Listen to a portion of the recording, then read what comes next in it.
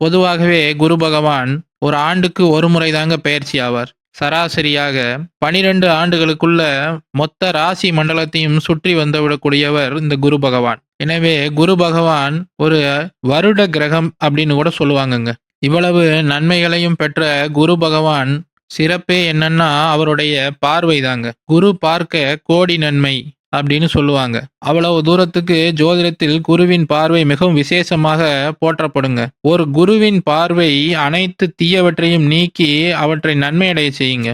அந்த வரிசையில இப்போது குரு பகவான் மிதுன ராசியில் அமர்ந்து மிதுனத்தை சுபத்தன்மையடைய செய்து, மிதுன ராசியை சுபத்தன்மையடைய செய்து, அங்கிருந்து அவர் பார்க்கும் 5ஆம் பார்வையின் மூலமாக துலாம் ராசியை சுபத்துவப்படுத்துறாருங்க. அடுத்ததாக நேராக சம சப்தம பார்வை என சொல்லப்படக்கூடிய 7ஆம் பார்வையின் மூலமாக அவருடைய சொந்த வீடான தனுசு வீட்டையே பார்த்து சுபத்துவத்தை ஏற்படுத்துறாருங்க. அடுத்ததாக குரு பகவான் அவருடைய 9ஆம் பார்வையின் மூலமாக கும்பராசியை பார்த்து கும்பராசிக்கு சுபத்துவத்தை ஏற்படுத்துறாருங்க. இந்த 3 ராசிகளும் குருவின் பார்வையால நன்மை அடைய போகுதுங்க. மற்ற ராசிகள் குருவின் இருக்கும் இடத்தை பொறுத்து நன்மைகளை பெற இருக்குங்க. அதன் அடிப்படையில ஒவ்வொரு ராசிக்கும் இந்த குரு பெயர்ச்சி எப்படி இருக்கு, குரு எந்தெந்த இடத்துல இருப்பதனால் என்னென்ன நன்மைகள் அப்படிங்கிறதை வரிசையில பார்க்கலாங்க.